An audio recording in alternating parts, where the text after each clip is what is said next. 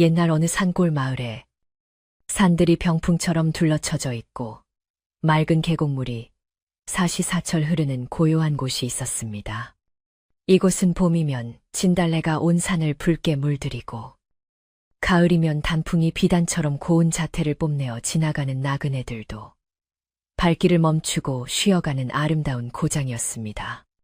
마을 어귀에는 수백 년 된 느티나무가 든든하게 버티고 서서 마을의 안녕을 지켜주고 있었고 그 너머로 옹기종기 모여있는 초가집들과 기와집들이 평화로운 풍경을 자아냈습니다. 사람들은 서로를 가족처럼 여기며 정을 나누고 살았으며 해가 지면 집집마다 피어오르는 저녁 짓는 연기가 마을을 포근하게 감싸 안았습니다.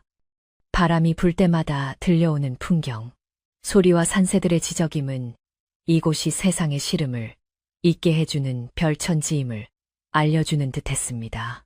이 평화로운 마을의 가장 깊숙한 곳. 대나무 숲이 울창하게 우거진 언덕 아래에는 마을에서 가장 큰 기와집 한 채가 자리 잡고 있었습니다. 이 집은 대대로 글을 읽는 선비 집안으로 집주인인 김선비는 과거 시험을 치르기 위해 한양으로 떠난 지 반년이 넘었습니다. 지금 이 넓은 기와집을 지키고 있는 사람은 김선비의 젊은 아내인 연화뿐이었습니다. 연화는 남편이 떠날 때 이미 뱃속에 아이를 가지고 있었는데 계절이 바뀌고 낙엽이 치는 늦가을이 되자 어느새 배가 남산만하게 불러와 출산을 앞두고 있었습니다. 그녀는 매일 아침 정화수를 떠놓고 남편의 장원급제와 무사 귀환을 빌며 태어날 아이와 함께 맞이할 따뜻한 봄날을 기다리고 있었습니다. 어느 늦가을 오후, 하늘은 높고 푸르렀지만 바람 끝에는 제법 차가운 기운이 실려 있어 겨울이 머지않았음을 알리고 있었습니다. 연화는 불러온 배 때문에 몸이 무거워 방 안에만 누워있기가 답답하여 잠시 바깥바람을 쐬러 집 뒤편의 대나무 숲으로 향했습니다. 집안일을 돕는 나이 지긋한 아인 박노인은 마당을 쓸다 말고 안주인이 홀로 뒤뜰로 나가는 것을 보고 걱정스러운 목소리로 말을 건넸습니다. 마님, 날씨가 찹니다. 대나무 숲은 그늘이 져서 더 서늘하오니 옷을 단단히 여미고 다녀오십시오. 혹여 발이라도 헛디디실까 염려되오니 너무 깊이는 들어가지 마시고요. 연화는 박노인의 따뜻한 걱정에 미소로 답하며 가볍게 고개를 끄덕이고는 천천히 걸음을 옮겼습니다. 대나무 숲에 들어서자 세상과는 단절된 듯한 고요함과 함께 쏴하는 바람, 소리가 연화의 귀를 간지럽혔습니다.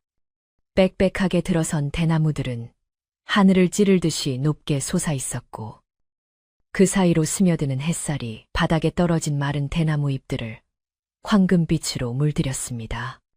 연화는 대나무들이 서로 부대끼며 내는 청명한 소리를 들으며 복잡했던 마음을 차분하게 가라앉혔습니다. 남편에 대한 그리움과 곧 태어날 아이에 대한 막연한 두려움이 교차하던 차에 대나무 숲의 맑은 공기는 그녀에게 큰 위로가 되었습니다. 그녀는 배를 부드럽게 쓰다듬으며 아이에게 속삭이듯 말을 건넸습니다. 아가야, 너도 이 시원한 바람 소리가 들리니 아버지가 오실 때까지 우리 건강하게 잘 기다리자꾸나. 그렇게 숲길을 따라 천천히 걷던 연화의 눈에 무언가 이상한 것이 들어왔습니다. 평소라면 푸른 대나무와 갈색, 낙엽만이 보여야 할 숲길 한쪽에 눈처럼 하얀 물체가 웅크리고 있는 것이 보였습니다. 처음에는 누가 흰 천을 떨어뜨리고 간 것인가 생각하여 가까이 다가가 보았습니다. 그러나 그것은 천이 아니었습니다. 연화는 소스라치게 놀라 한 걸음 뒤로 물러섰습니다. 그것은 다름 아닌 뱀이었는데 일반적인 뱀과는 달리 온몸이 눈부시게 하얀 백사였습니다. 백사는 어른 팔뚝만 한 굵기의 길이는 좋기 5척은 되어 보였는데 힘없이 바닥에 축 늘어져 가쁜 숨을 몰아쉬고 있었습니다. 뱀을 무서워하는 연화였지만 그 백사의 모습이 어딘가 예사롭지 않아 보였습니다.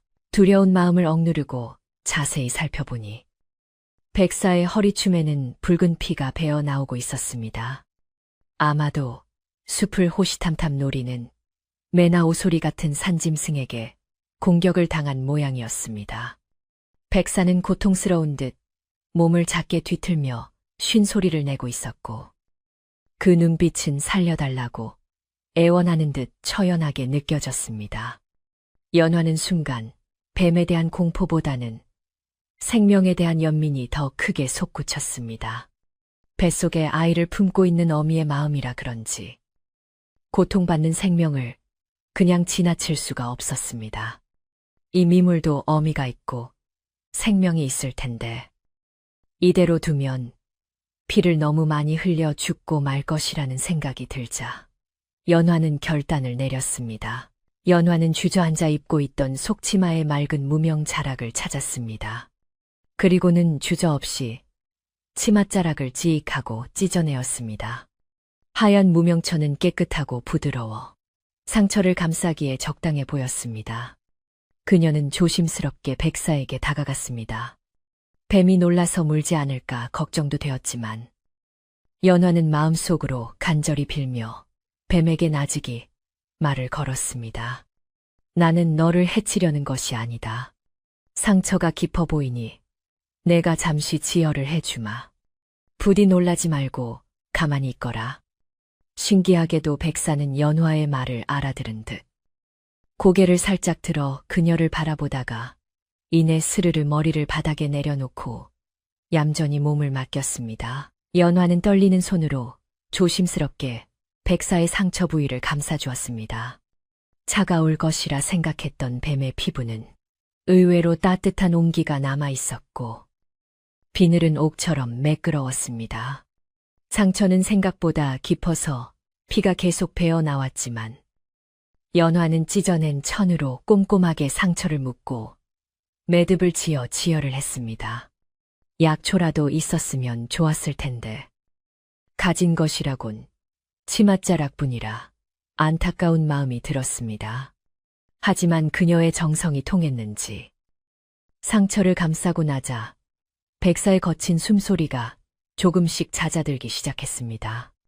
연화는 땀이 맺힌 이마를 닦으며 안도의 한숨을 내쉬었습니다. 치료가 끝나자 연화는 백사에게서 한 걸음 물러나며 말했습니다. 이제 되었다. 피가 멈추면 기운을 차릴 수 있을 게야. 사람들의 눈에 띄면 위험할 수 있으니 어서 깊은 숲속으로 들어가 몸을 숨기거라. 그녀의 말이 끝나자마자 백사는 천천히 몸을 움직여 개미를 풀었습니다. 그리고는 숲 안쪽으로 기어가기 시작했습니다. 몇 발자국 가다가 백사는 멈춰서서 고개를 돌려 연화를 빤히 쳐다보았습니다. 그 하얀 몸통에 감긴 무명천이 묘하게 눈에 띄었습니다. 백사는 마치 인사를 하듯 고개를 두어 번 끄덕이고는 이내 낙엽이 쌓인 숲길 사이로 스르르 사라져버렸습니다. 연화는 백사가 사라진 곳을 한참 동안 바라보았습니다. 집으로 돌아오는 길. 해는 이미 서산으로 넘어가고 있었고 숲에는 땅거미가 내려앉기 시작했습니다. 연화는 방금 겪은 일이 꿈만 같았습니다. 평소라면 징그럽다고 피했을 뱀을, 그것도 귀하다는 백사를 제 손으로 치료해 주었다는 사실이 믿기지 않았습니다. 그러나 찢어진 치맛자락을 보며 그것이 현실이었음을 다시 한번 깨달았습니다. 집에 도착하자 박노인이 마중을 나와 있었습니다. 마님, 어찌 이리 늦으셨습니까? 해가 지면 산바람이 매섭습니다. 어서 방으로 드시지요. 저녁상은 따뜻하게 준비해 두었습니다. 연화는 박노인에게 숲에서의 일은 비밀로 하기로 마음먹었습니다. 뱀을 만났다고 하면 노인이 기겁을 하고 걱정할 것이 뻔했기 때문입니다. 저녁상은 소박했지만 정갈했습니다. 갓 지은 하얀 쌀밥과 구수한 된장국, 그리고 잘 익은 김치가 전부였지만 연화에게는 꿀맛 같았습니다. 밥을 먹으면서도 연화의 머릿속에는 자꾸만 숲에서 만난 백사의 눈빛이 떠올랐습니다. 그 눈빛은 짐승의 것이라기보다는 마치 사람의 눈처럼 깊고 영롱했습니다. 혹시 산신령님이 변신한 것은 아닐까 하는 엉뚱한 생각도 들었지만 그녀는 고개를 저으며 미소 지었습니다. 그저 다친 생명을 구해주었을 뿐이라고. 좋은 일을 했으니 뱃속의 아이에게도 복이 될 것이라고 스스로를 다독였습니다. 방 아랫목은 따뜻했고 하루의 피로가 몰려와 눈꺼풀이 무거워졌습니다. 그날 밤 연화는 깊은 잠에 빠져들었습니다. 꿈속에서 그녀는 다시 대나무 숲에 서 있었습니다. 그런데 이번에는 대나무 숲이 황금빛으로 찬란하게 빛나고 있었고 숲 한가운데서 눈부신 하얀 빛이 솟아오르더니 연화의 집을 둥글게 감싸 안았습니다. 그 빛은 너무나 포근하고 안전하게 느껴져서 연화는 꿈속에서도 마음이 편안해지는 것을 느꼈습니다. 빛 속에서 누군가가 은은한 목소리로 고맙습니다. 은혜를 잊지 않겠습니다라고 속삭이는 소리가 들려왔습니다. 연화는 그 목소리가 왠지 낯익다고 생각하며 꿈에서 깨어났습니다. 다음 날 아침, 연화가 눈을 떴을 때는 이미 해가 중천에 떠 있었습니다. 몸이 한결 가볍고 개운한 느낌이었습니다. 창문을 여니 늦가을의 상쾌한 공기가 방 안으로 밀려 들어왔습니다. 마당에서는 박노인이 낙엽을 쓸고 있었고 부엌에서는 밥 짓는 냄새가 구수하게 풍겨왔습니다.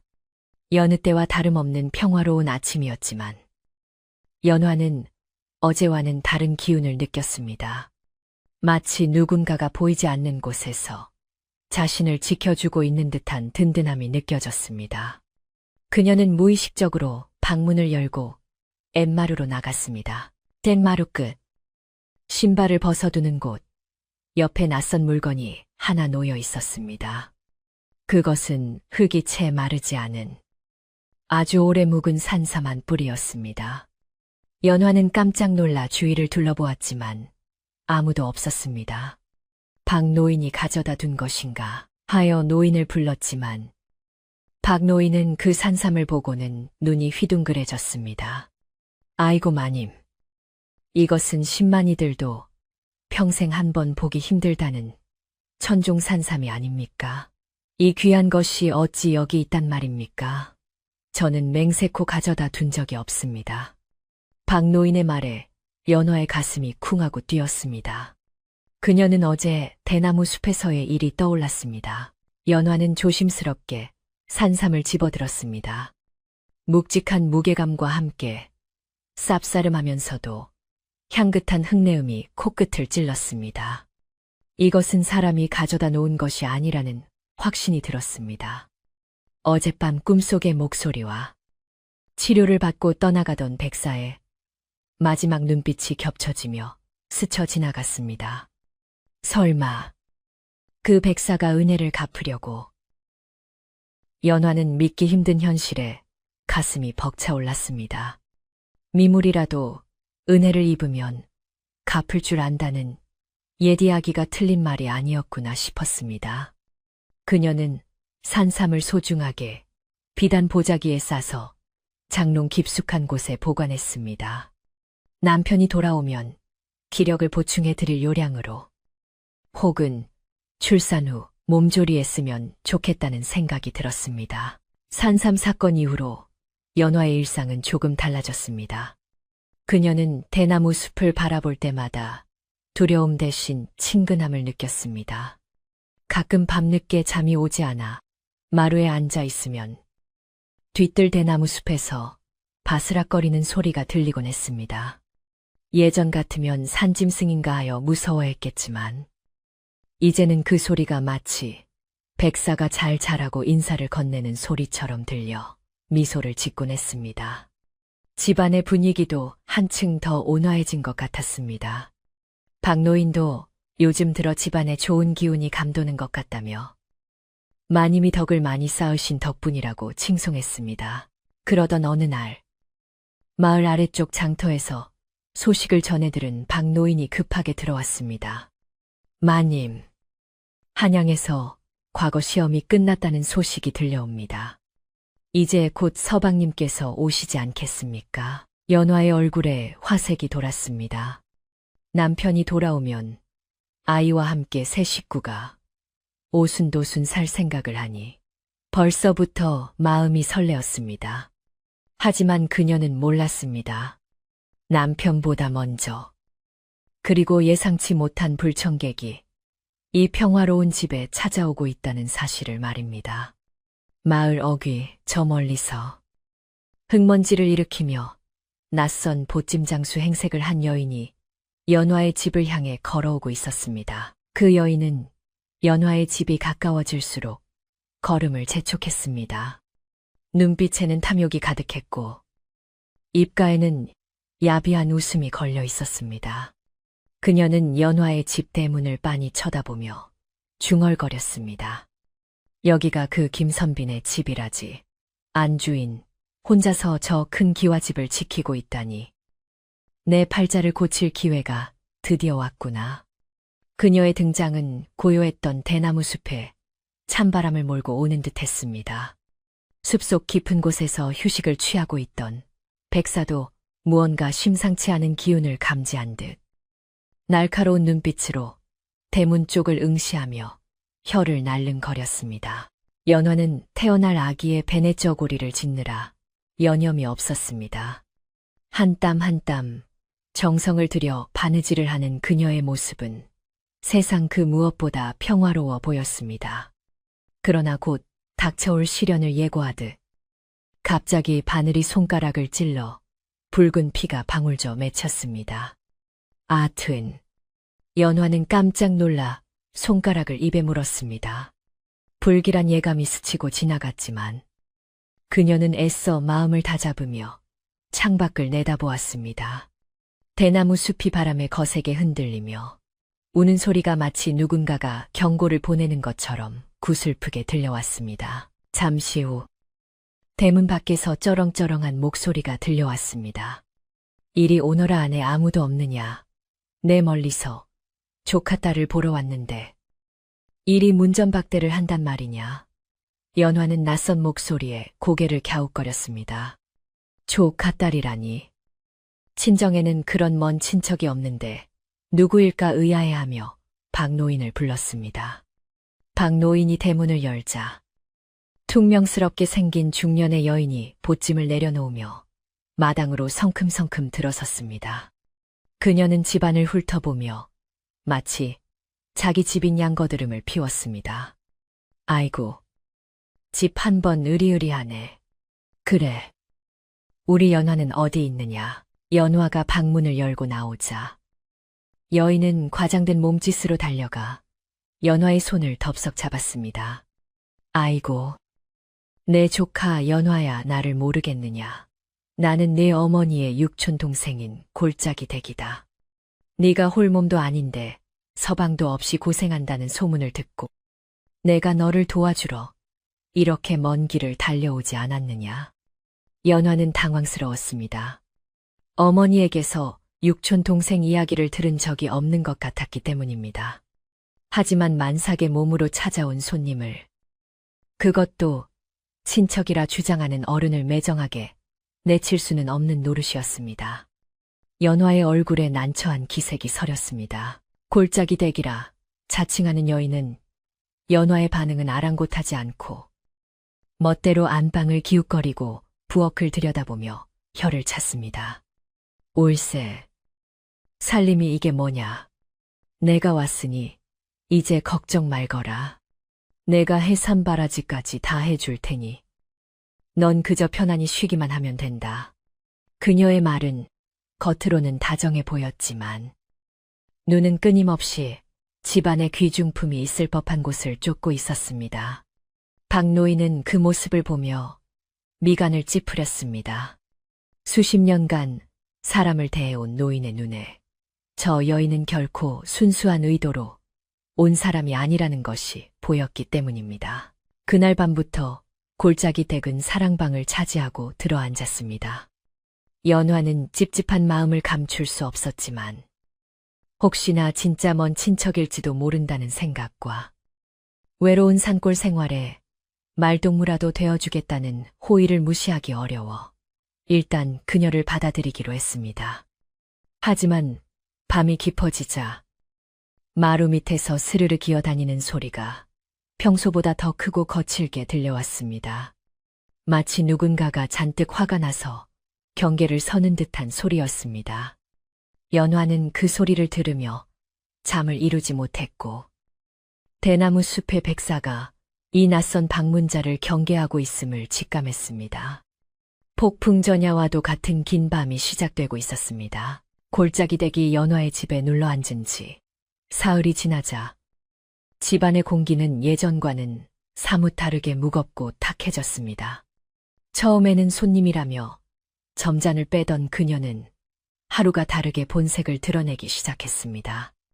해가 중천에 뜰 때까지 늘어지게 잠을 자다 일어나서는 부엌에 들어가 밥상을 차리라고 박 노인을 닥달하는 것이 하루의 시작이었습니다. 그녀는 연화가 몸이 무겁다는 핑계로 집안 살림의 주도권을 쥐려들었습니다.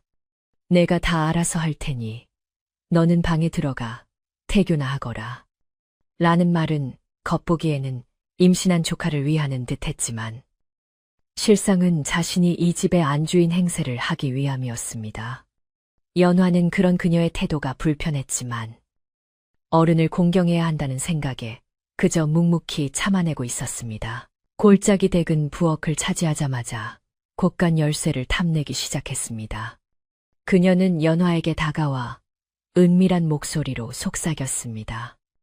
얘야, 네가 몸이 무거워 곳간 드나들기도 힘들 텐데 열쇠를 내게 맡기렴. 내가 쌀이며 반찬이며 알아서 꺼내 쓰고 잘 관리해 주마. 하지만 연화는 남편이 떠날 때 신신당부했던 말을 기억했습니다. 집안의 곳간 열쇠는 곧 집안의 명줄이니 절대로 남의 손에 넘기지 말라는 것이었습니다. 연화가 부드럽게 거절하자 골짜기 댁의 표정은 순식간에 일그러졌습니다. 그녀는 콧방귀를 뀌며 뒤돌아서서는 어린 것이 사람을 못 믿어서야 원. 깨가 하고 구시렁거리며 불만을 노골적으로 드러냈습니다. 식사 시간 풍경도 기가 막히게 변해갔습니다. 골짜기 댁은 자신을 위해서는 기름진 고기 반찬과 윤기가 흐르는 쌀밥을 고봉으로 퍼담았지만 정작 임신한 연화에게는 멀건 죽 한 그릇과 짠지 몇 쪽만을 내밀었습니다. 그녀는 뻔뻔한 얼굴로 말했습니다. 아이를 가졌을 때는 너무 잘 먹으면 아이가 커져서 낳을 때 고생한다. 이렇게 가볍게 먹어야 순산하는 법이야. 다 너를 위해서 하는 말이니 고맙게 먹어라. 연화는 배가 고프고 서러웠지만 태어날 아기를 위해 억지로 숟가락을 들었습니다. 박노인은 그 모습을 보며 분통이 터져 부엌 구석에서 주먹을 쥐었지만 상전의 친척이라는 말에 함부로 나설 수가 없어 발만 동동 구를 뿐이었습니다. 그러던 어느 날 오후 박노인이 땔감을 구하러 산으로 간 사이 집안에는 연화와 골짜기, 댁 둘만 남게 되었습니다. 연화가 방에서 낮잠이 든 것을 확인한 골짜기, 댁은 살금살금 부엌 옆에 붙은 작은 광으로 향했습니다. 광문은 잠겨있지 않았고 그 안에는 쌀독과 잡곡 자루들이 가득 쌓여 있었습니다. 골짜기 댁의 눈이 탐욕으로 번들거렸습니다. 그녀는 품속에서 미리 준비해둔 자루를 꺼내 쌀독 뚜껑을 열었습니다. 하얀 쌀알이 가득 찬 것을 보자 입가에 비릿한 미소가 번졌습니다. 이 쌀만 내다 팔아도 비단 옷 한 벌은 해 입겠구나. 그녀는 서둘러 바가지를 들고 쌀을 퍼 담으려 했습니다. 바로 그 순간이었습니다. 쌀독 뒤편 어두운 구석에서 쉬익하는 날카로운 소리가 들려왔습니다. 골짜기 댁은 깜짝 놀라 하던 짓을 멈추고 주위를 두리번거렸습니다. 바람 소리인가 싶어 다시 바가지를 쌀독에 넣으려는 찰나.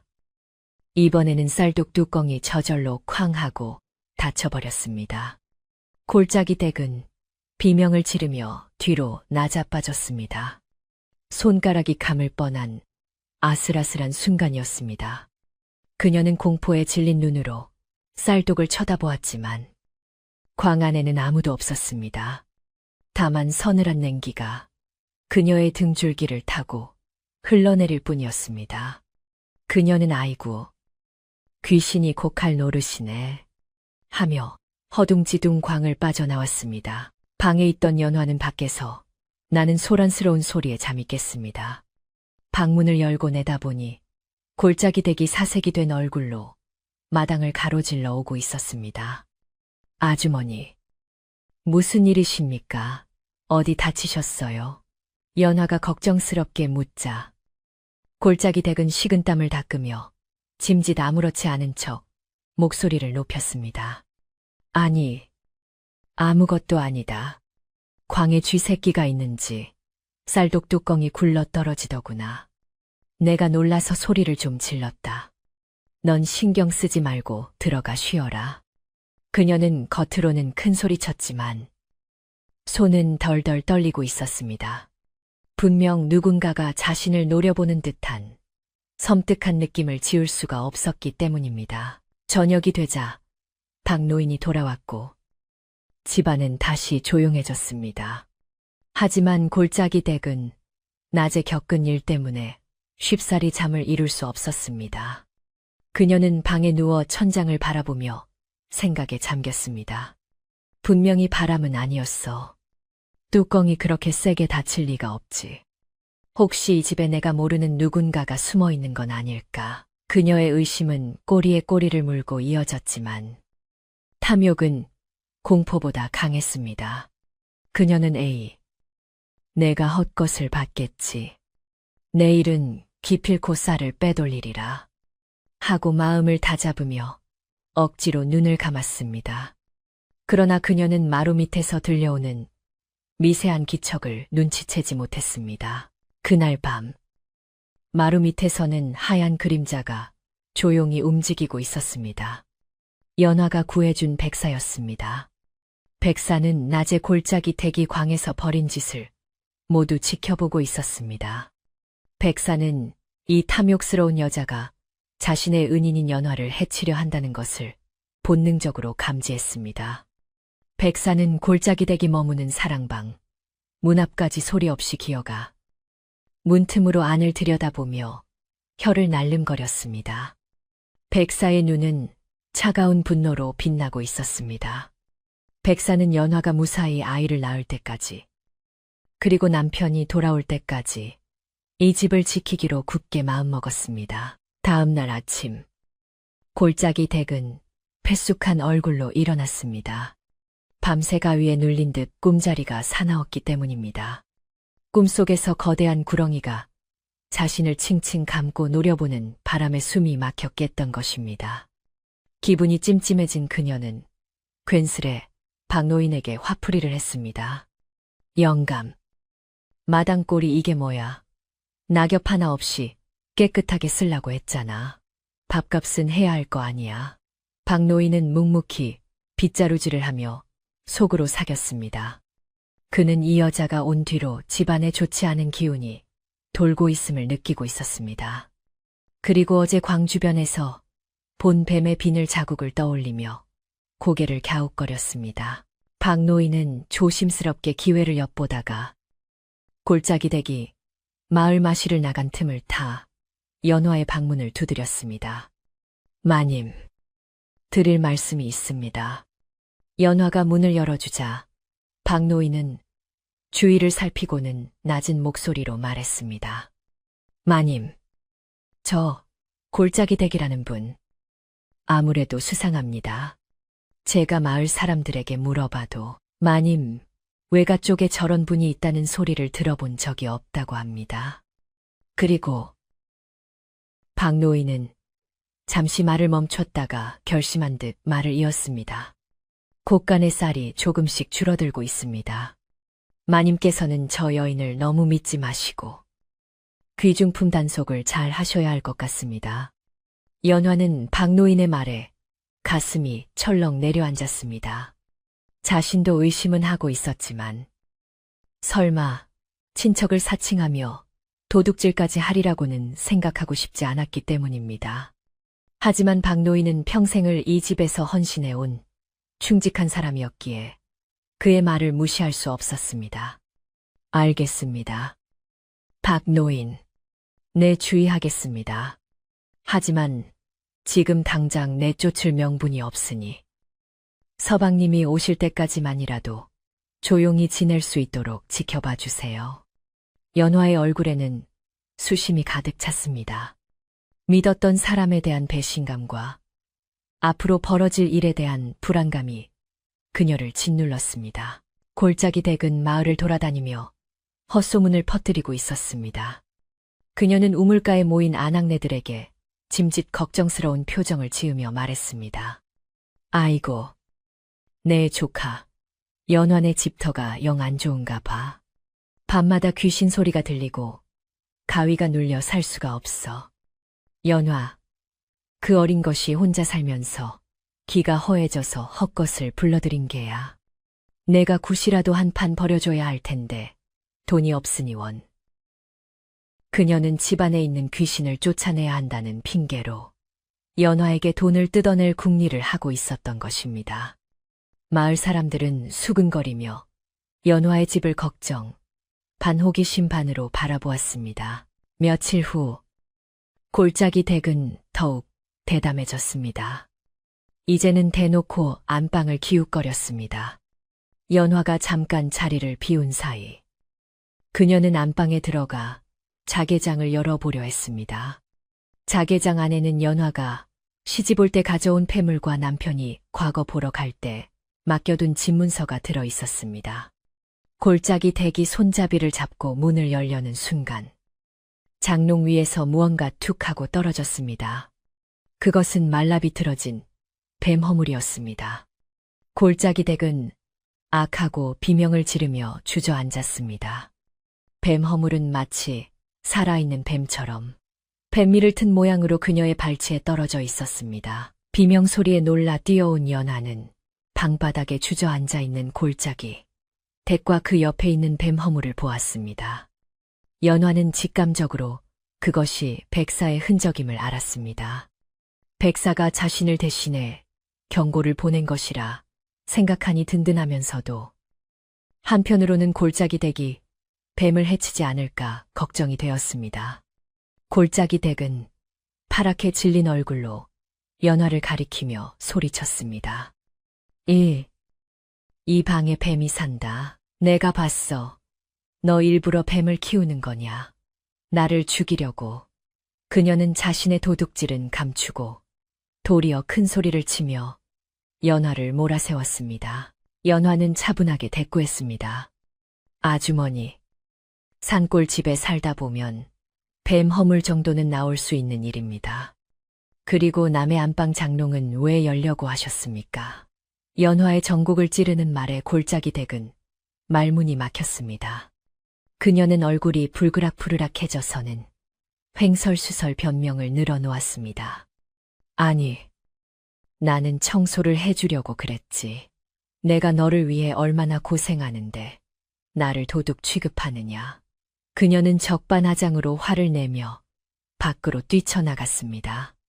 하지만 그녀의 등 뒤로는 식은땀이 줄줄 흐르고 있었습니다. 이 집은 분명 무언가 이상했습니다.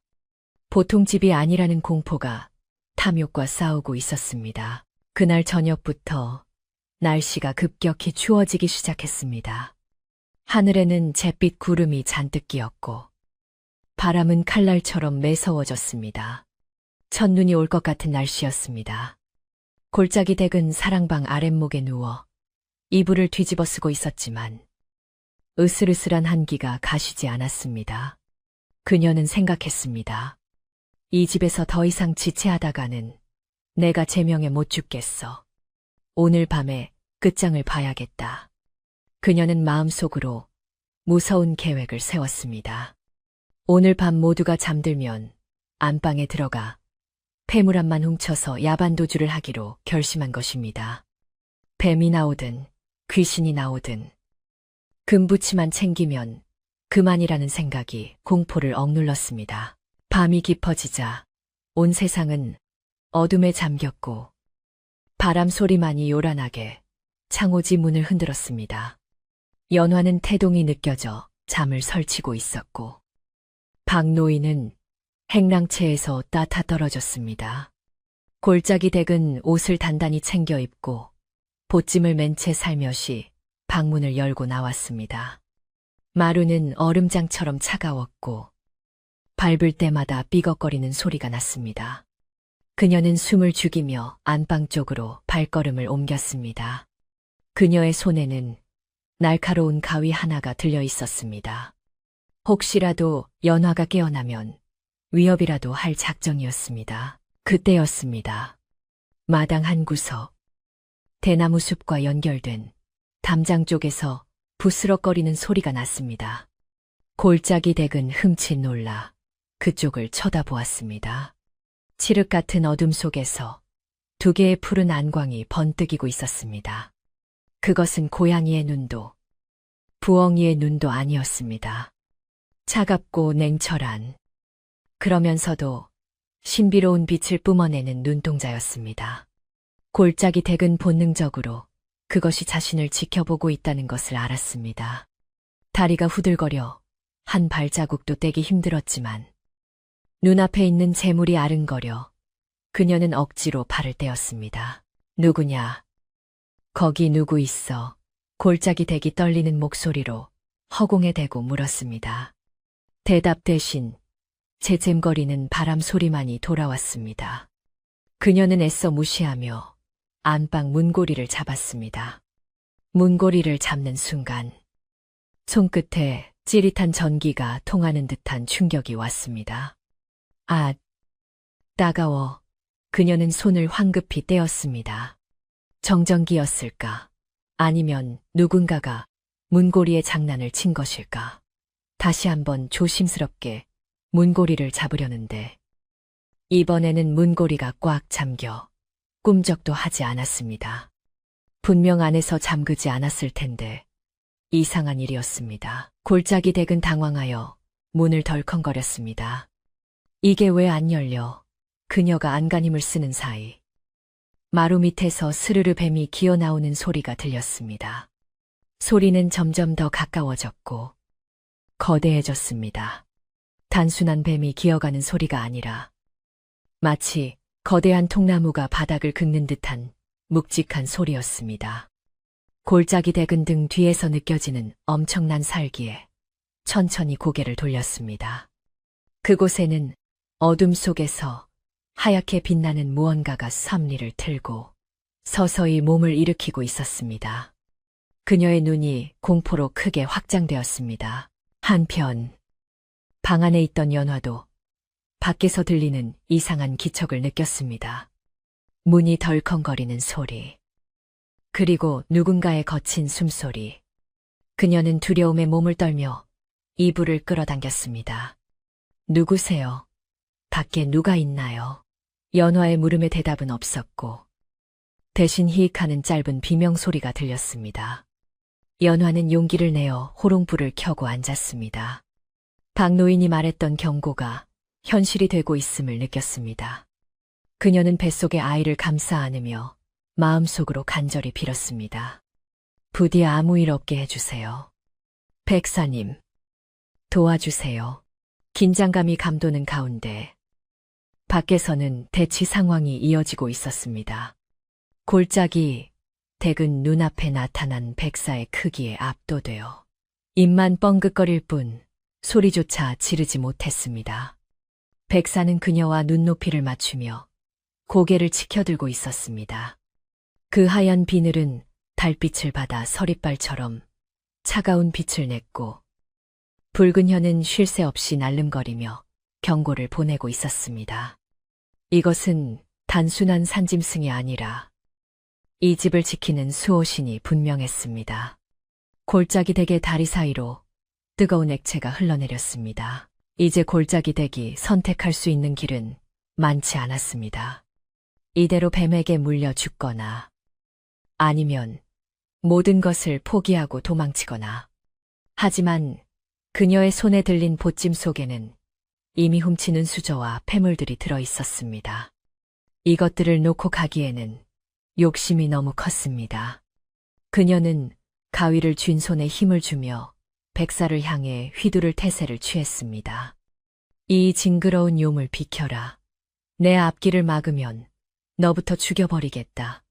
공포가 극에 달하자 오히려 악만 남은 골짜기 대기 뱀을 향해 달려들 준비를 했습니다. 그 순간 하늘에서 천둥 같은 소리가 울리며 마른 번개가 쳤습니다. 번쩍이는 섬광 속에 백사의 그림자가 집채만하게 커지며 마당을 덮었습니다. 연화의 집은 이제 단순한 사람의 거처가 아니라 신비한 힘과 탐욕스러운 인간이 충돌하는 전장이 되어가고 있었습니다. 마을 사람들도 하나둘 잠에서 깨어 웅성거리기 시작했습니다. 김선빈의 집 쪽에서 나는 이상한 불빛과 소리의 불길함을 느낀 것입니다. 밤은 점점 깊어가고 사건은 절정을 향해 치닫고 있었습니다. 번개가 치고 천둥 소리가 하늘을 뒤흔든 직후 칠흑 같던 밤하늘에서 하얀 눈송이가 하나둘씩 떨어지기 시작했습니다. 처음에는 솜털처럼 가볍게 날리던 눈발은 이내 거센 바람을 타고 한방눈으로 변해 마당을 하얗게 덮어갔습니다. 갑작스러운 날씨 변화의 골짜기. 댁은 넋이 나간 듯 멍하니 서 있었지만 그녀의 눈앞에 버티고 있는 거대한 백사의 형상은 사라지지 않았습니다. 백사는 마치 눈보라 속에서 태어난 신령스러운 존재처럼 하얀 눈 속에서 더욱 눈부신 빛을 발하며 뱀리를 틀고 있었습니다. 그 모습은 공포스럽기보다는 경이로웠으나 죄를 지은 자의 눈에는 지옥에서 온 사자처럼 보일 뿐이었습니다. 골짜기 댁은 덜덜 떨리는 다리를 주체하지 못하고 그 자리에 주저앉아 뒷걸음질 쳤습니다. 골짜기 댁의 비명소리는 밤의 정적을 깨고 마을 전체로 퍼져나갔습니다. 사람 살려, 여기 사람 죽네. 뱀이다. 괴물이다. 그녀의 목소리는 공포에 질려 찢어질 듯 날카로웠습니다. 그 소리에 잠자던 산새들이 놀라 푸드득거리며 날아올랐고 마을의 개들이 일제히 짖어대기 시작했습니다. 사랑방 깊은 곳에서 잠들어 있던 박노인도 그 소리에 소스라치게 놀라 일어났습니다. 그는 황급히 갯마루로 뛰쳐나오며 소리쳤습니다. 무슨 일이요? 밤중에 이게 무슨 난리란 말이요? 박노인의 손에는 몽둥이 하나가 들려 있었지만 마당의 광경을 목격하고는 그만 입을 다물지 못했습니다. 집채만한 백사가 마당 한가운데서 골짜기 댁을 내려다보고 있었기 때문입니다. 안방에 있던 연화 역시 더 이상 방 안에 숨어 있을 수만은 없었습니다. 그녀는 배를 감싸 안고 호롱불을 든 채 조심스럽게 마루로 나갔습니다. 문을 열자마자 차가운 눈바람이 얼굴을 때렸지만 그녀의 시선은 곧바로 백사에게 고정되었습니다. 기이하게도 연화는 그 거대한 뱀을 보고도 두려움을 느끼지 않았습니다. 오히려 그 백사가 자신을 보호하기 위해 그곳에 있다는 확신이 들었습니다. 백사의 눈길이 잠시 연화에게 머물렀는데 그 눈빛은 며칠 전 대나무 숲에서 보았던 그 따뜻하고 깊은 눈동자와 같았습니다. 연화는 떨리는 목소리로 박노인을 불렀습니다. 박노인, 섣불리 움직이지 마세요. 저 뱀은 우리를 해치러 온 게 아닙니다. 골짜기 댁은 연화가 나온 것을 보자마자 기다렸다는 듯이 악을 쓰기 시작했습니다. 이것 봐라. 네가 이 요물을 불러들였지. 나를 죽이고 내 돈을 뺏으려고 일부러 뱀을 푼 게야. 아이고, 내 팔자야. 친척 도와주러 왔다가 뱀밥이 되게 생겼네. 그녀는 자신의 도둑질을 감추기 위해 연화를 모함하며 더욱 크게 소리 질렀습니다. 그녀의 고함 소리에 마을 아래쪽에서도 웅성거리는 소리가 들려왔습니다. 하나둘씩 잠에서 깬 마을.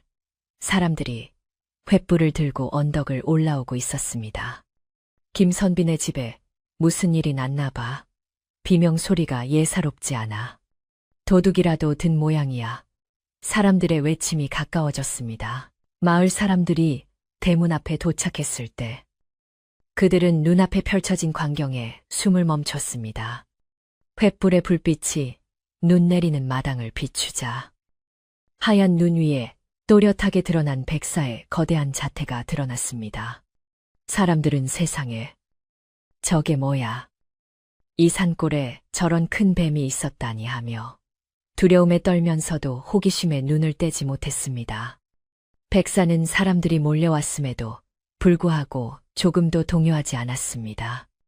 오히려 골짜기 댁이 도망가지 못하도록 그녀의 퇴로를 막고 꼿꼿이 머리를 들고 있었습니다.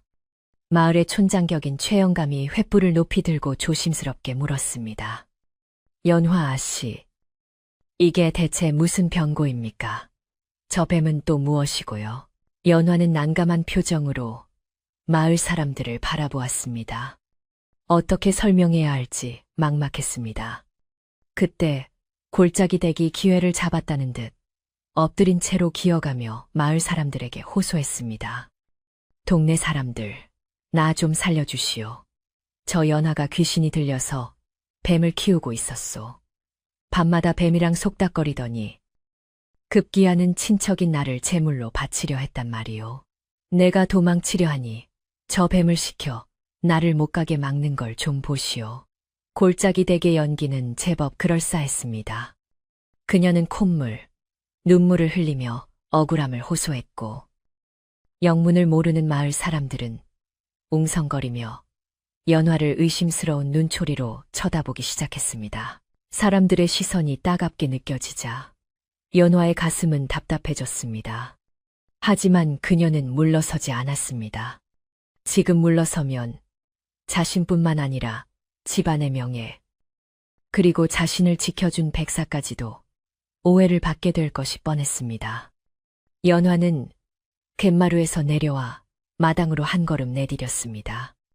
눈이 발목까지 쌓여 차가웠지만 그녀의 표정은 단호했습니다. 어르신들, 제 말을 들어보세요. 저 아주머니의 말은 사실이 아닙니다. 이 백사는 저를 해치려는 것이 아니라 오히려 저를 지키고 있는 것입니다. 그리고 저 아주머니는 지금 거짓말을 하고 있습니다. 연화의 목소리는 차분했지만 힘이 실려 있었습니다. 최영감은 혼란스러운 듯 미간을 찌푸리며 물었습니다. 아씨를 지키다니요. 뱀이 사람을 지킨다는 말은 금시초문입니다. 그리고 저 댁이 거짓말을 한다니. 그건 또 무슨 말씀이십니까? 연화는 골짜기 댁을 똑바로 쳐다보며 말했습니다. 저분은 제 친척이라고 왔지만 사실 저는 저분의 얼굴도 이름도 모릅니다. 그저 갈 곳 없는 분이라 하여 모셨을 뿐입니다. 그런데 며칠 전부터 집안의 물건들이 하나둘씩 없어지더니 오늘 밤에는 급기야. 연화가 말을 잇지 못하고 골짜기 댁의 품에 안긴 보찜을 가리켰습니다. 골짜기 댁은 화들짝 놀라 보찜을 더욱 꽉 껴안으며 소리쳤습니다. 이건 내 짐이야. 내 옷가지라고. 백사는 마치 연화의 말을 알아듣기라도 한 듯 골짜기 댁을 향해 취익하며 위협적인 소리를 내었습니다. 그리고 꼬리를 움직여 골짜기 댁이 끌어안고 있는 보찜 쪽을 툭 쳤습니다. 그러자 보찜 안에서 짤랑하는 금속성 소리가 둔탁하게 울려 퍼졌습니다. 그 소리는 옷가지가 부딪히는 소리가 아니었습니다. 은수저나 갯그릇 같은 쇠붙이가 부딪히는 소리가 분명했습니다. 마을 사람들의 눈빛이 순간 변했습니다. 산골 마을 사람들은 소리에 예민했습니다. 그 소리가 무엇을 의미하는지 대번에 알아차린 것입니다. 저거 웰 그릇 소리 아닌가. 누군가가 작게 속삭였습니다. 골짜기 댁의 얼굴이 흑빛으로 변했습니다. 그녀는 당황하여 보찜을 등 뒤로 숨기려 했지만 백사는 용납하지 않았습니다. 백사는 굵은 몸통으로 골짜기 댁의 주위를 빙빙 돌며 그녀를 꼼짝달싹 못하게 만들었습니다. 마치 범인이 증거를 인멸하지 못하도록 감시하는 형국이었습니다. 박 노인이 그제야 상황을 파악하고 소리쳤습니다. 아, 이제야 알겠구나. 밤중에 도망치려던 개로구나. 마님. 저 여자가 든 보찜을 한번 열어봐야겠습니다. 제 쌀독에 손을 댈 때부터 알아봤어야 했는데 박 노인은 몽둥이를 고쳐 쥐고 골짜기 댁에게 다가가려 했습니다. 하지만 골짜기 댁은 쉽게 물러서지 않았습니다. 궁지에 몰린 쥐가 고양이를 문다고 그녀는 품에서 식칼을 꺼내들고 허공을 향해 휘둘렀습니다. 오지마. 다가오면 다 죽여버릴 거야, 그래. 내가 좀 챙겼다. 그게 뭐 어때서. 이 넓은 집에 과부 혼자 사는데 좀 나눠 가지면 덧나나. 그녀는 본색을 드러내며 악을 썼습니다. 식칼의 서늘한 날이 횃불빛을 받아 번득였습니다. 마을 사람들은 흠칫하며 뒤로 물러섰습니다. 임산 부인 연화가 다칠까봐 섣불리 덤벼들 수가 없었습니다. 상황은 일촉즉발의 위기로 치닫고 있었습니다. 백사는 골짜기 댁이 칼을 꺼내 들자 더욱 자세를 낮추며 공격 태세를 갖추었습니다. 백사의 눈은 이제 연민이 아닌 악에 대한 응징의 의지로 불타오르고 있었습니다. 백사는 혀를 길게 내밀어 골짜기 댁의 시선을 분산시켰습니다. 골짜기 댁이 백사에게 정신이 팔린 사이 그녀의 등 뒤쪽 담벼락에서 또 다른 움직임이 감지되었습니다. 그것은 바로 며칠 전부터 마을 주변을 맴돌던 들개물이었습니다. 소란스러운 소리와 피냄새, 그리고 긴장된 공기가 산짐승들을 자극한 것이었습니다. 상황은 점점 더 복잡해지고 있었습니다.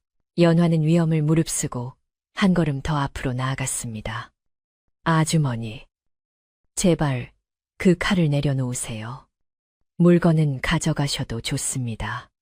하지만 더 이상 죄를 짓지는 마세요. 연화의 호소에도 골짜기 댁은 광기 어린 웃음을 터뜨렸습니다. 흥, 착한 척하지 마라.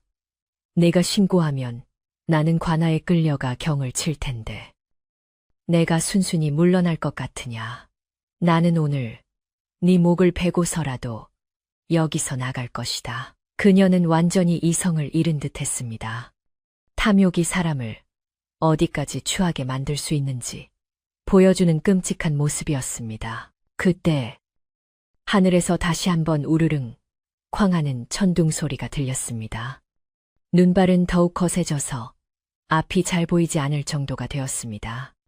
하얀 눈 세상 속에서 붉은 횃불과 하얀 뱀, 그리고 탐욕에 찌든 인간의 대치가 기묘한 그림을 만들어내고 있었습니다. 마을 사람들은 수군거리기 시작했습니다. 하늘이 노안개야. 저 여자가 천벌을 받을 짓을 하니 날씨도 저러지. 최 영감은 마을 장정들에게 눈짓을 보냈습니다. 틈을 봐서 저 여자를 제압하라는 신호였습니다. 하지만 백사가 너무 가까이 있어 사람들도 쉽게 접근하지 못하고 있었습니다. 백사는 마치 사람들의 마음을 읽은 듯 슬그머니 몸을 움직여 마을 사람들이 들어올 수 있는 공간을 만들어 주었습니다. 그러면서도 골짜기 댁을 향한 경계는 늦추지 않았습니다. 백사의 꼬리가 굵직하게 꿈틀거리며 바닥을 칠 때마다 눈가루가 튀어 올랐습니다. 골짜기 댁은 백사의 움직임에 흠칫하며 뒤로 물러서다가 그만 눈 덮인 돌부리에 걸려 휘청거렸습니다. 하는 소리와 함께 그녀는 중심을 잃고 엉덩방아를 그렸습니다. 그 충격으로 손에 들고 있던 칼이 저 멀리 날아갔고 품에 안고 있던 보찜의 매듭이 풀리면서 내용물이 와르르 쏟아졌습니다. 쏟아진 물건들은 횃불 아래서 찬란하게 빛났습니다. 연화의 시어머니가 물려주신 은비녀, 남편이 선물한 옷가락지, 제사 때 쓰는 은수저 세트. 그리고 집안의 땅 문서까지. 하나같이 집안의 소중한 갑오들이었습니다. 마을 사람들은 그 물건들을 보고 경악을 금치 못했습니다. 아니, 저 귀한 것들을 싹 다 훔쳐가려고 했구먼. 완전 도둑년일세. 도둑년이야. 사람들의 비난이 쏟아지자 골짜기 댁의 얼굴은 수치심과 공포로 벌겋게 달아올랐습니다. 더 이상 변명의 여지가 없는 명백한 증거가 만천하에 드러난 것입니다.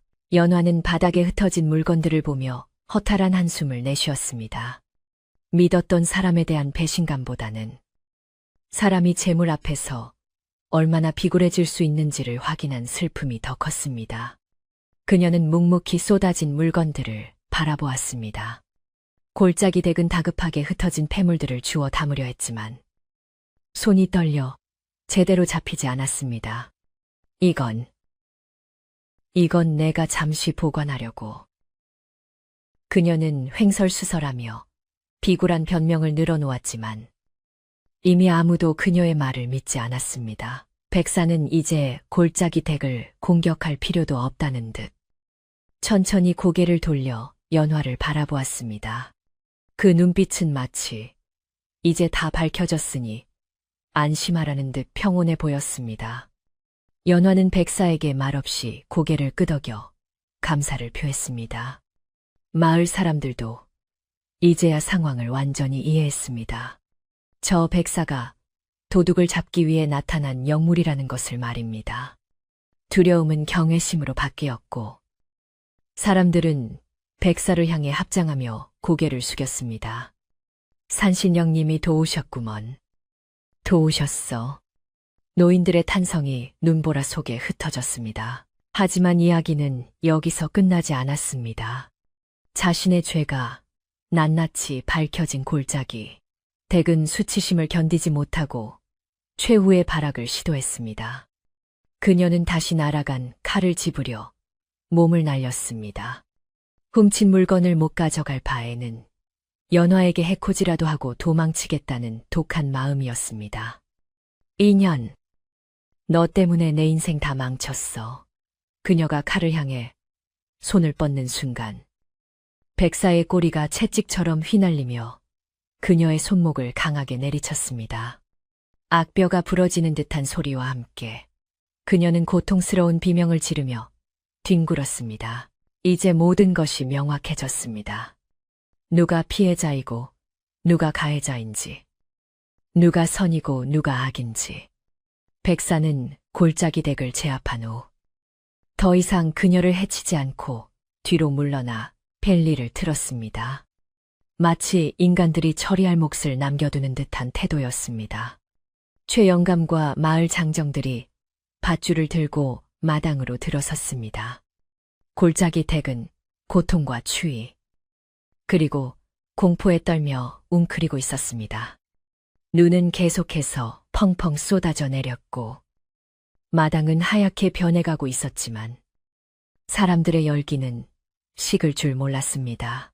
연화는 박노인에게 눈짓하여 방에서 두툼한 소미불을 하나 가져오게 했습니다. 비록 도둑질을 하려던 사람이지만 이 엄동설 안에 얼어 죽게 놔둘 수는 없었기 때문입니다. 연화의 따뜻한 마음씨에 마을 사람들은 다시 한번 감동했습니다. 저렇게 고운 심성을 가졌으니 산짐승도 감동해서 돕는 게지. 사람들은 입을 모아 칭찬했습니다. 연화는 씁쓸한 미소를 지으며 생각했습니다. 이 소동이 끝나면 다시 평화로운 일상으로 돌아갈 수 있을까? 대나무 숲의 바람 소리가 오늘따라 유난히 크게 들려왔습니다. 밤은 깊어 새벽을 향해 가고 있었고 눈보라는 조금씩 잦아들 기미를 보였습니다. 백사는 자신의 임무를 거의 완수한 듯 몸에 쌓인 눈을 털어내며 숲 쪽을 바라보았습니다. 그 모습은 고고하고 외로워 보였습니다. 연화는 마음속으로 깊은 유대감을 느꼈습니다. 말 못하는 짐승과 말 통하는 사람 사이에서 진정한 믿음과 의리가 무엇인지 깨닫는 밤이었습니다.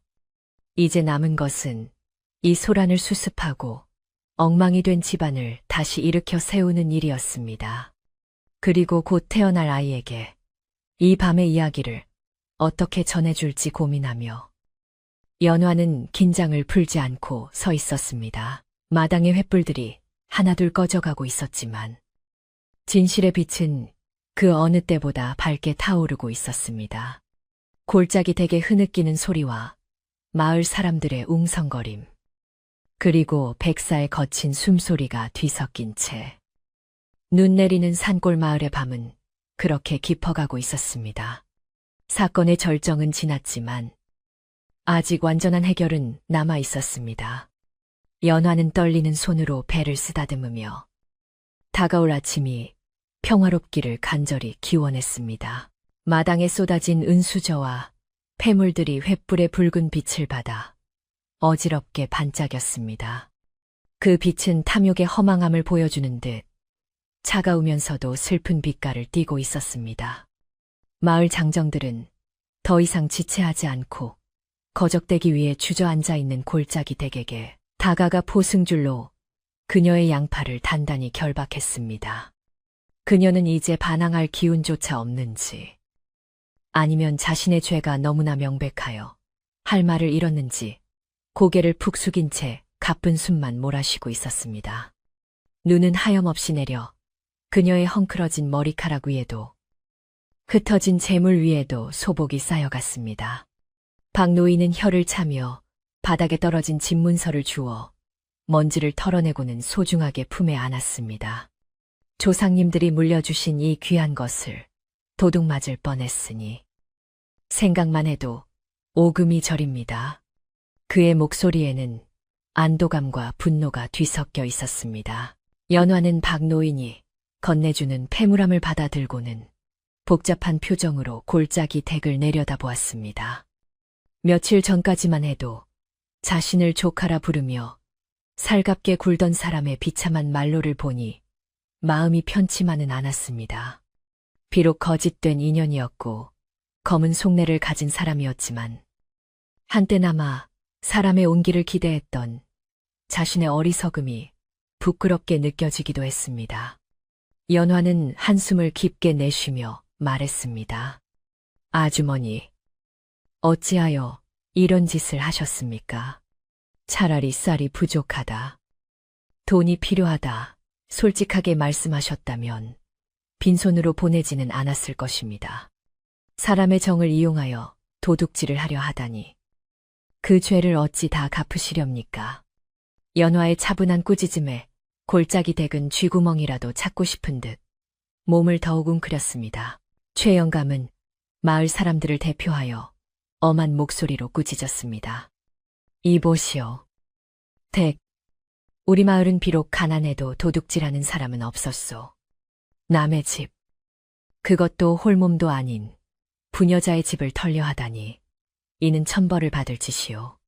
날이 밝는 대로 관아에 넘길 테니 그리 아시오. 골짜기 댁은 그제야 정신이 든 듯 엉엉 울며 빌기 시작했습니다. 아이고, 잘못했습니다. 한 번만 용서해 주십시오. 제가 잠시 귀신이 씌었나 봅니다. 제발 관아에는 넘기지 말아 주십시오. 그녀의 울음소리가 눈보라치는 밤 공기를 갈랐지만 이미 돌아선 사람들의 마음을 돌리기에는 너무 늦은 뒤였습니다. 사람들은 냉정하게 그녀를 일으켜 세워 마을 회관 쪽으로 끌고 갈 채비를 했습니다. 그때까지 마당 한편에서 이 모든 광경을 지켜보고 있던 백사가 조용히 움직이기 시작했습니다.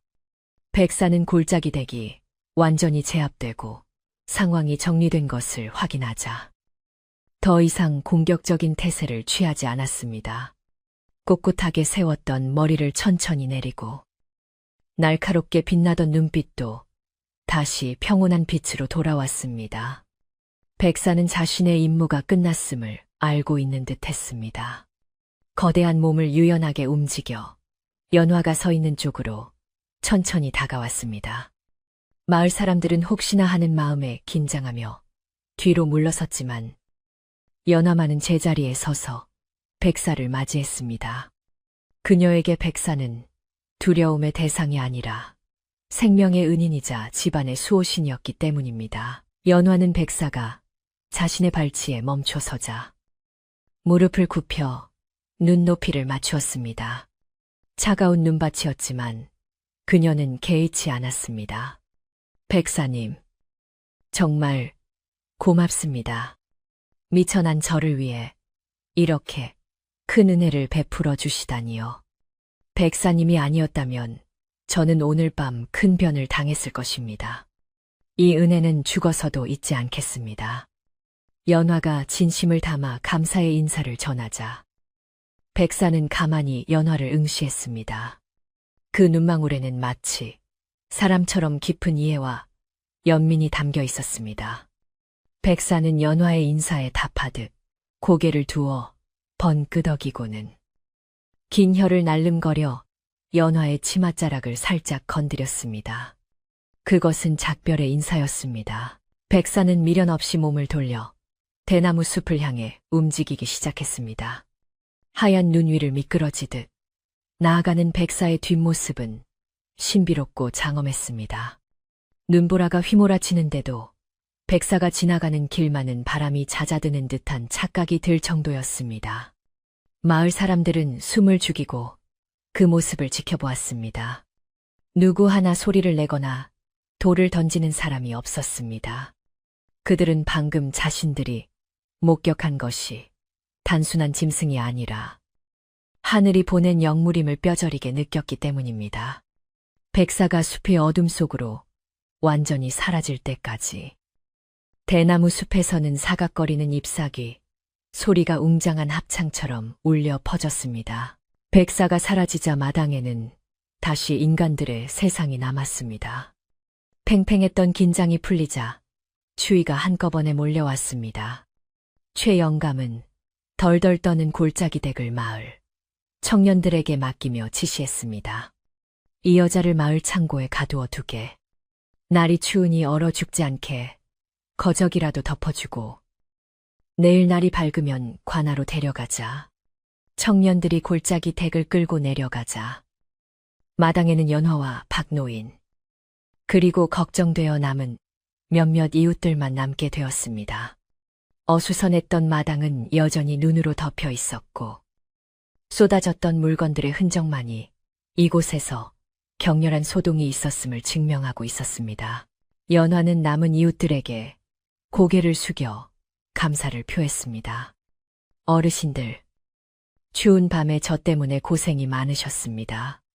덕분에 화를 면했습니다. 정말 감사합니다.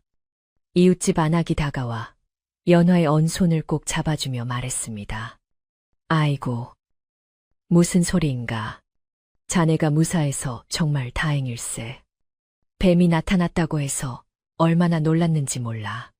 그래도 그 뱀이 자네를 지켜주러 왔다니. 평소에 자네가 덕을 많이 쌓아서 하늘이 도운 게야. 사람들은 입을 모아 연화의 착한 심성과 백사의 신기한 행동을 칭송했습니다. 흉흉할 뻔했던 사건은 오히려 마을 사람들의 결속을 다지는 계기가 되고 있었습니다. 박노인은 서둘러 부엌으로 들어가 아궁이에 불을 지폈습니다. 마님, 그리고 동네 분들, 이 추운 데서 계시지 말고 안으로 좀 드십시오. 몸이라도 녹이셔야지요. 제가 뜨끈한 국물이라도 좀 내오겠습니다. 박노인의 말에 사람들은 그제야 온몸을 녹일 생각이 났습니다. 연화는 안방을 내어주기는 곤란하여 넓은 사랑방으로 사람들을 안내했습니다. 골짜기 댁이 쓰던 방이었지만 박노인이 재빠르게 청소를 하고 아랫목에 불을 넣어두어 훈훈한 기운이 감돌았습니다. 사람들은 사랑방에 옹기종기 모여 앉아 언손과 발을 이불 밑에 밀어넣으며 안도의 한숨을 내쉬었습니다. 부엌에서는 박노인이 분주하게 움직였습니다. 늦은 밤이라 거창한 음식을 장만할 수는 없었지만 쌀독에서 쌀을 퍼서 묽게 죽을 끓이고 지난 겨울에 담가둔 유자차를 꺼내 뜨거운 물에 탔습니다. 장작이 타닥타닥 타오르는 소리와 함께 구수한 밥 냄새와 상큼한 유자 향이 퍼지자 집안에 감돌던 살벌한 기운은 눈 녹듯이 사라지고 따뜻한 평화가 찾아왔습니다. 박노인은 쟁반에 따뜻한 죽그릇과 차를 담아 사랑방으로 날랐습니다. 자, 별것 없지만 이거라도 드시고 놀란 가슴 진정시키십시오. 사람들은 김이 모락모락 나는 그릇을 받아들고 호흡 불어가며 한 모금씩 마셨습니다. 따뜻한 죽이 뱃속에 들어가자 사람들의 얼굴에 화색이 돌기 시작했습니다. 긴장이 풀린 탓인지 여기저기서 이야기 보따리가 터져 나왔습니다. 아까 그 뱀 보았나?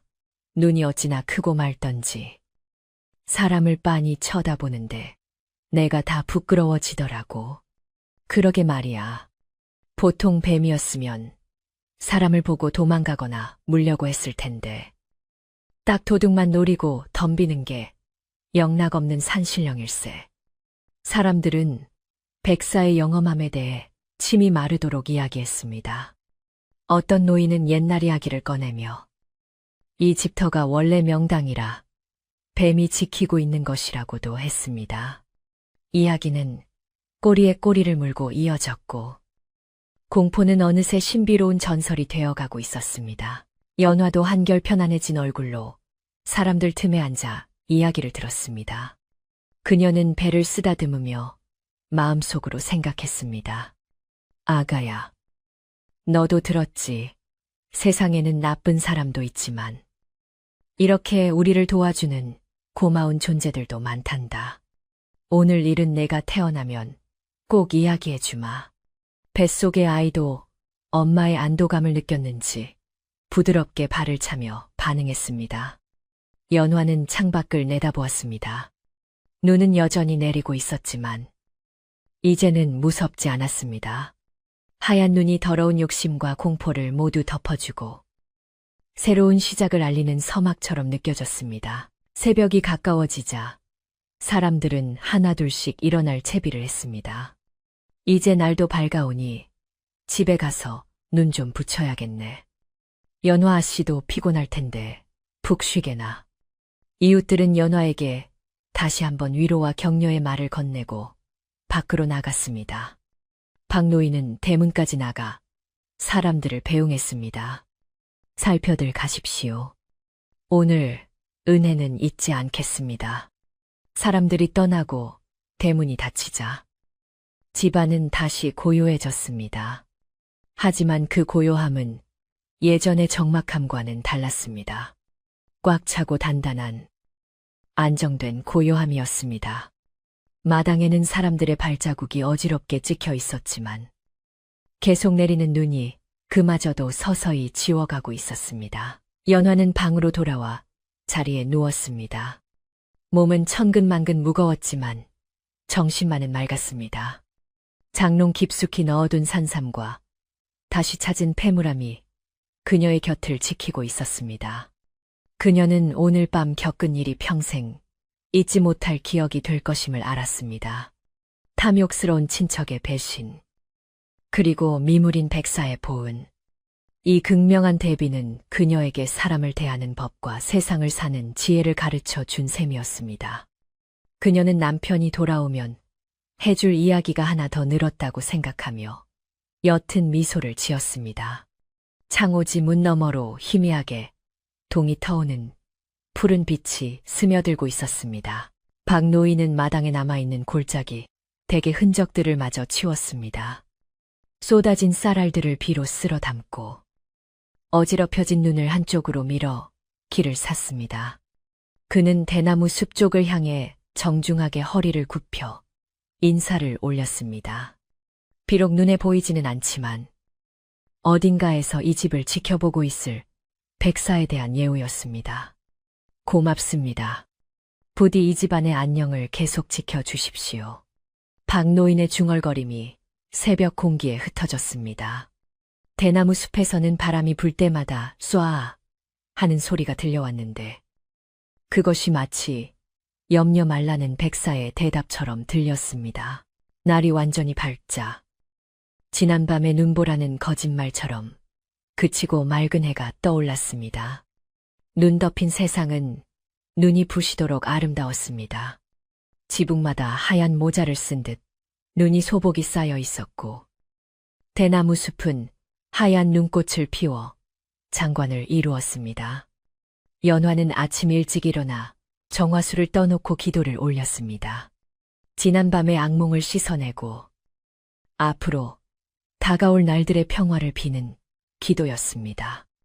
마당의 눈 위에는 백사가 지나간 자리가 희미하게 남아 있었지만 햇살이 비치자 그마저도 반짝이며 녹아내리기 시작했습니다.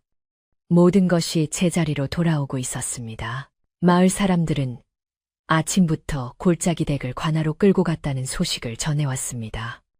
그녀는 관아에서 자신의 죄를 모두 자백하고 죄값을 치르게 될 것이라고 했습니다. 연화는 그 소식을 듣고 씁쓸했지만 한편으로는 마음의 짐을 덜 수 있었습니다. 이제 집안에는 그녀를 해치려는 사람도 훔쳐보려는 눈길도 없었습니다. 오직 그녀를 지켜주는 든든한 기운만이 감돌고 있었습니다. 박노인은 아침상을 차려오며 밝은 얼굴로 말했습니다. 마님, 오늘따라 밥맛이 꿀맛일 것 같습니다. 이제 두 다리 쭉 뻗고 주무셔도 됩니다. 연화도 마주보고 웃으며 숟가락을 들었습니다. 따뜻한 밥, 한 그릇이 주는 위로가 그 어느 때보다 크게 느껴지는 아침이었습니다. 점심때가 되자 마을 안악들이 삼삼오오 짝을 지어 찾아와 연화의 집안일을 거들어 주었습니다. 지난밤 놀랐을 연화를 위해 빨래도 대신해주고 마당 눈도 치워주며 정을 나누었습니다. 혼자서 힘들 텐데 진작 와서 도와줄 걸 그랬어. 이제 우리가 자주 들여다볼 테니 걱정 말게.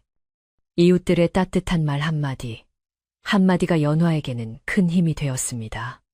골짜기 댁이라는 가짜 인연은 사라졌지만 그 자리를 진정한 이웃의 정이 채우고 있었습니다. 전화위복이라는 말이 딱 맞는 상황이었습니다.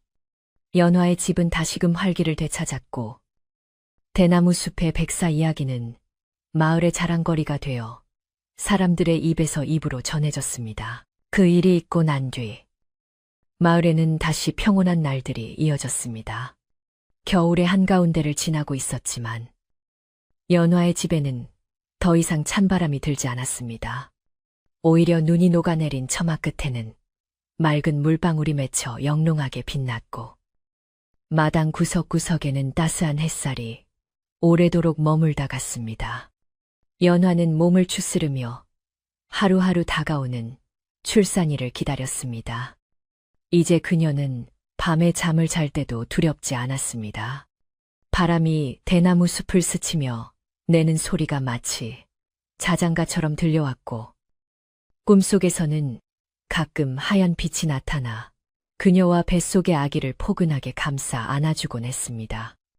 마을 사람들 또한 연화의 집 앞을 지나갈 때면 경건한 마음으로 합장하며 복을 빌어주었고 그 덕분인지 연화의 얼굴에는 예전보다 더 깊고 은은한 기품이 서려 있었습니다. 박노인은 그 어느 때보다 신바람이 나서 이랬습니다.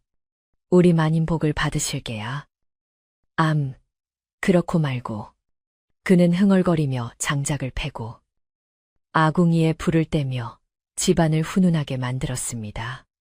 텅 비어갈 뻔했던 곳간은 마을 사람들이 십시일반으로 가져다 준 곡식과 과일들로 다시 채워졌습니다. 누구는 늙은 호박을, 누구는 말린 곶감을 가져다 주며 순산하라고 주는 거니 부담 갖지 말게 라며 놓고 갔습니다. 연화는 사람들의 정성에 감동하여 눈시울을 붉히곤 했습니다. 탐욕스러운 친척 하나가 남기고 간 상처는 이웃들의 따뜻한 정으로 말끔히 치유되었습니다. 세상 인심이 야박하다 해도 아직은 살만하다는 것을, 그리고 착한 마음은 반드시 보답받는다는 것을 연화는 뼈저리게 느끼고 있었습니다. 그러던 어느 날 아침, 마을 어귀에 있는 늙은 감나무 위에서 까치들이 유난히 시끄럽게 울어댔습니다. 예로부터 아침까치는 귀한 손님이 올 징조라 하였는데 그 소리가 어찌나 청명하고 힘차던지 마을 전체가 떠들썩할 정도였습니다. 박노인은 마당을 쓸다 말고 허리를 펴며 하늘을 올려다보았습니다. 오늘따라 까치들이 잔치를 벌이는구먼. 무슨 좋은 소식이 있으려나. 연화도 방 안에서 그 소리를 듣고는 왠지 모를 설렘에 가슴이 두근거렸습니다. 그녀는 무거운 몸을 일으켜 곱게 빗질을 하고 옷매무새를 단정히 했습니다. 남편이 떠날 때 입고 갔던 도포 자락이 눈앞에 아른거리는 듯했습니다. 해가 중천에 뜰 무렵 멀리 고개 너머에서부터 꽹과리와 나팔 소리가 은은하게 들려오기 시작했습니다. 처음에는 바람 소리인가 싶었지만 소리는 점점 가까워지고 명확해졌습니다. 마을 아이들이 먼저 알고 소리치며 달려왔습니다. 암행어사 출두요. 아니, 장원급제요. 김선비님이 돌아오신다.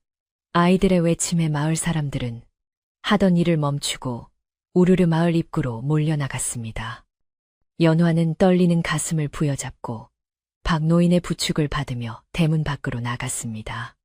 저 멀리 오색 깃발이 펄럭이고 말 위에 올라탄 늠름한 사내의 모습이 보였습니다. 바로 그녀가 그토록 기다리던 남편 김선비였습니다. 김선비는 머리에 어사화를 꽂고 금이 환향하고 있었습니다. 한양에서 과거에 장원 급제하여 벼슬을 제수받고 고향으로 돌아오는 길이었습니다. 그의 얼굴은 예전보다 훨씬 여의었지만 눈빛만은 형형하게 빛나고 있었습니다. 그는 마을 사람들의 환호를 받으며 말에서 내려 연화에게로 성큼성큼 다가왔습니다. 만삭이 된 아내를 보자 그의 눈가에 물기가 어렸습니다. 부인, 내가 너무 늦었소. 홀몸도 아닌데 그동안 얼마나 고생이 많았소.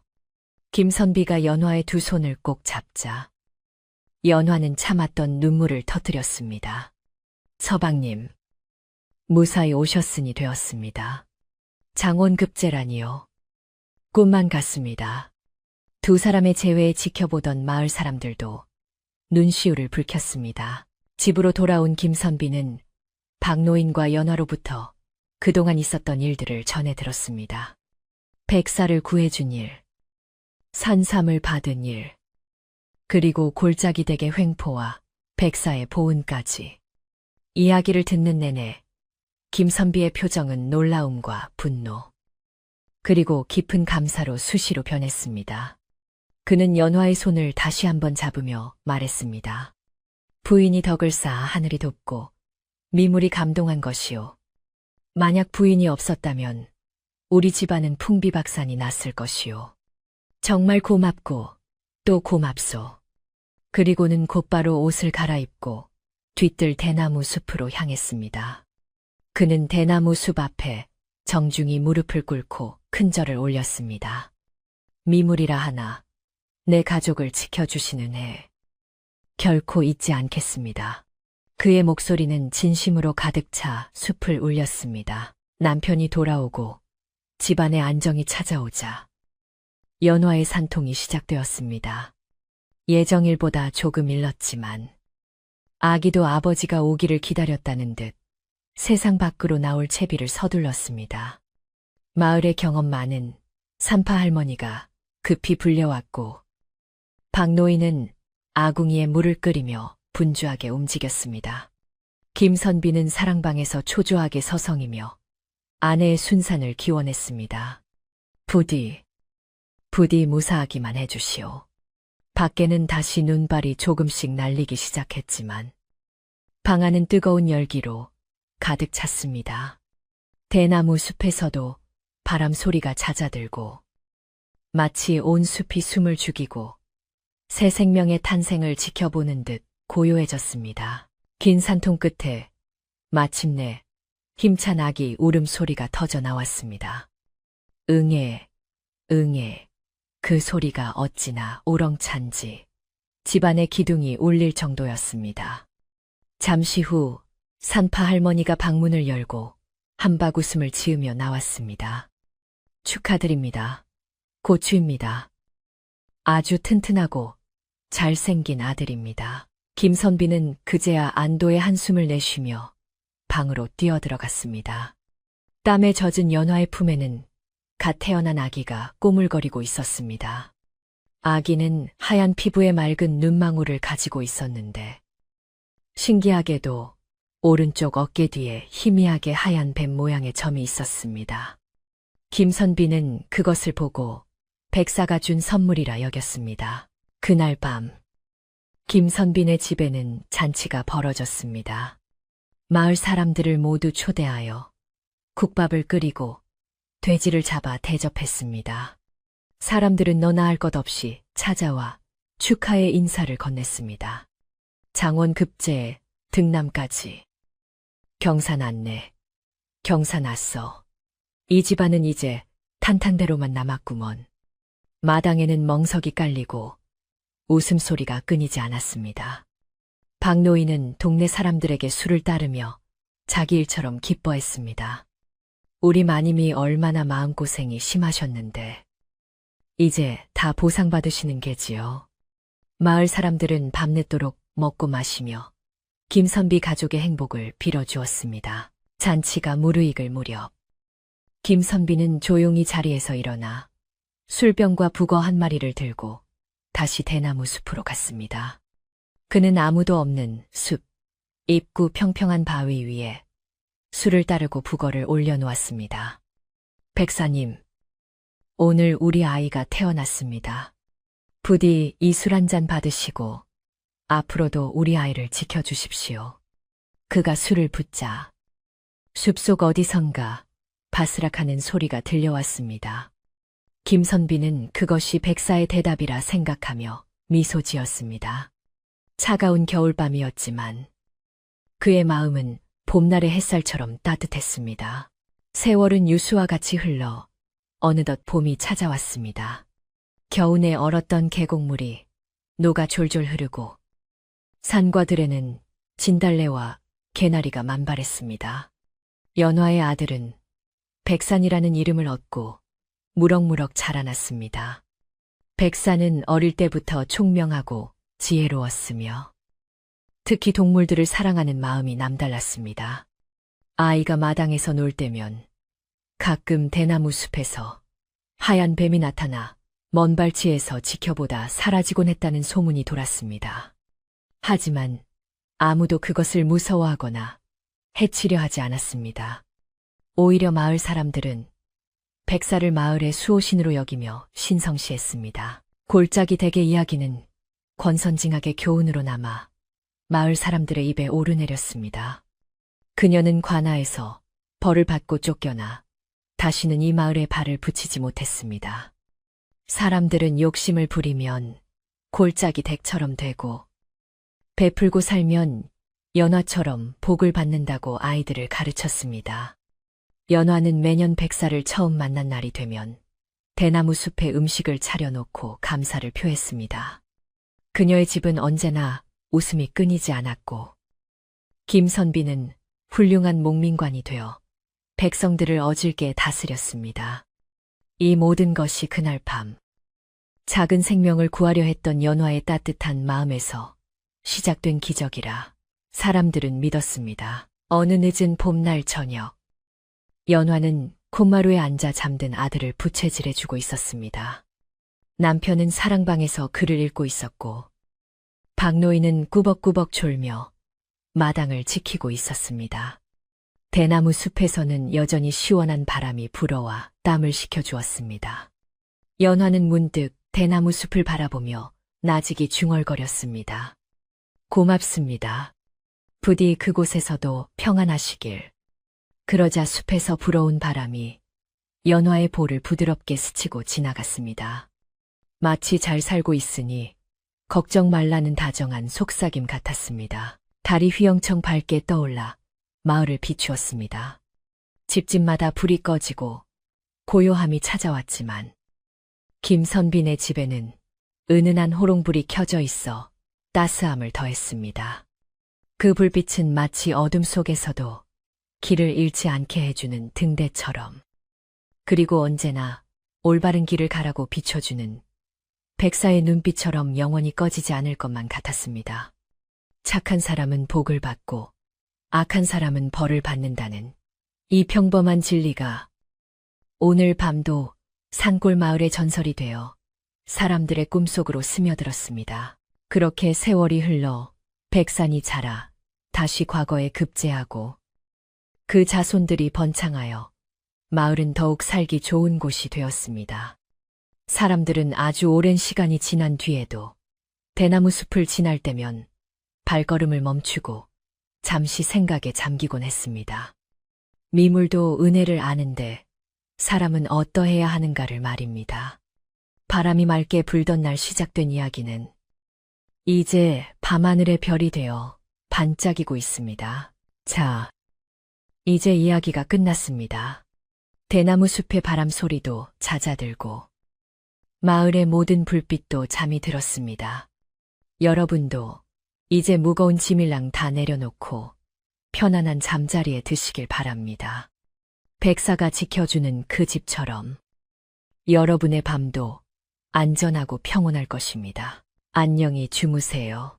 좋은 꿈 꾸십시오.